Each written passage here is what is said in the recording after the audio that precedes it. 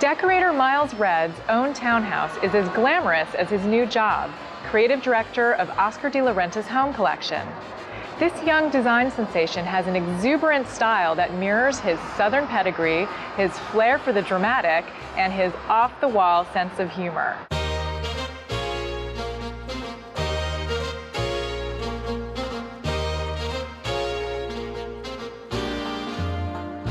Right now we're in your living room, or the parlor, and around town you're known as a tireless entertainer or host. So tell me how you designed this space for entertaining. I tend to buy things that I'm just attracted to and that I make work somehow. So it's very instinctual. It is, and it's something that I tell my clients, you know, at a certain point you have to take a leap of faith and you buy something because you love it and you make it work somehow because it's giving you visual pleasure or, you know, some sort of pleasure. The first thing that I had purchased was this banquette. And I loved the idea of being in a corner in a room and sort of, it was an odd room because the fireplace was off center. So to have anything sort of centered around the fireplace seemed awkward. So my concept was to push everything sort of back against the wall and create little sort of cocktail areas rather than sort of have a more traditional seating arrangement grouped around a fireplace. The house is a 4-story federal townhouse, but it had very classical lines, and I sort of twisted those and made them, to my eye, more French rather than sort of American federal. I was imagining in my mind's eye this 30s glamorous fashion-inspired room, and I started with the walls in this kind of sort of shocking pink satin, which was sort of the basis for the backgrounds of everything. And then I did the floor, and I wanted kind of a parquet floor of silver and ebony, and then everything else just fell into place.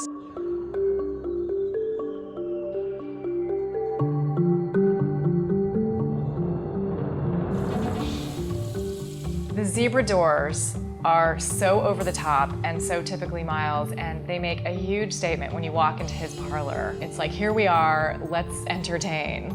The zebra doors were really the cornerstone of this whole apartment. I had envisioned them for a long time, and I just knew that they would make such a graphic and dramatic entrance into my living room. What I think is so great about them is that you get the play of one hide going this way, and then the play of another hide going this way, so that it seems like this continual zebra.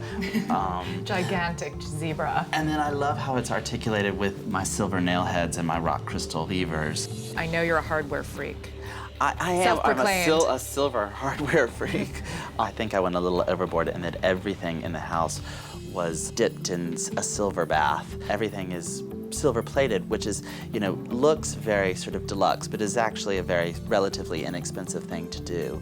But I loved the idea of kind of this gleaming silver against black. To me, spoke to the fountainhead side of my personality. I was imagining pink, black, and white, and somehow red, which everyone said, oh, it seems so Valentine's-y, but I knew it wouldn't feel that way. I knew it wouldn't feel that way. So you really can trust yourself, and that's part of the, you know. You just have to believe. There's so much going on in Miles's house in every room that potentially it could be a dizzying clash, but somehow all the bold gestures that Miles makes really do work together, and that's his talent. So this is the entry foyer, and the most unexpected thing, but it's so Miles Redd to me, are these plaster palm trees. I just wanted the feeling of kind of like freshness and drama and Hollywood glamour. I felt like, you know, something that would take your eye up and sort of accentuate the scale of these ceilings and at the same time still be fresh and modern. I think also what helps is the sort of optical illusion on the floor gives you a feeling of kind of lines going this way and that way that sort of tends to sort of expand the space rather than kind of streamline it. There's almost a three-dimensional quality to it. This is a pattern that was sort of, I think, an Italian origin, and you would see a lot in kind of, you know, Italian floors, but it was always very small, and it was my concept to sort of blow it up so that you really saw it to give it a little bit of punch.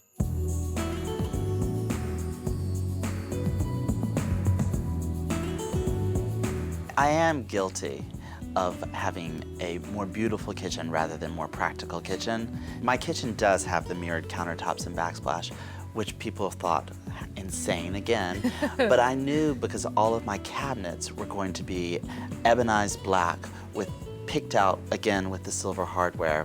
Which looks almost nautical, those latches. It does have a nautical quality. They're box locks with small olive knuckle hinges. I knew that the reflective quality of the mirrored countertops and backsplash would need something strong, which is why I opted for a black kitchen rather than something painted white.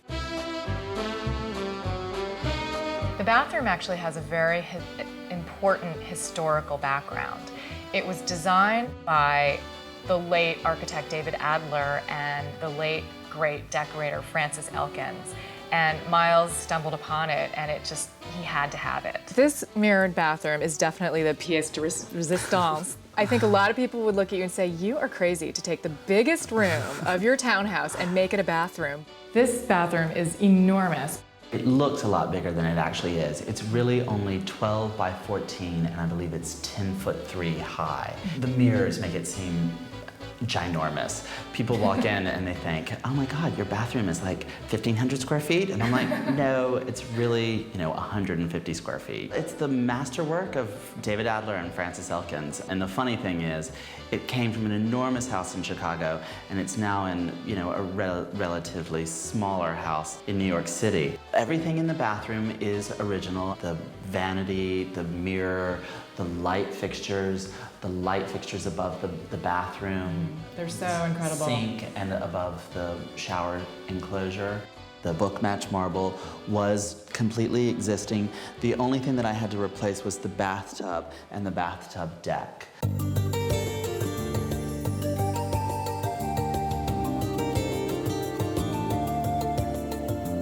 I think what you do so successfully is you actually do have so much going on in your rooms that it could potentially be disastrous, like so much to look at, but it really works very harmoniously together. And, Thank you. And that is such a gift. Thank you so much. I actually, when I look at sort of my old apartments, which were even more intense than this, I think, God, I really am moving towards a more minimal aesthetic, I think.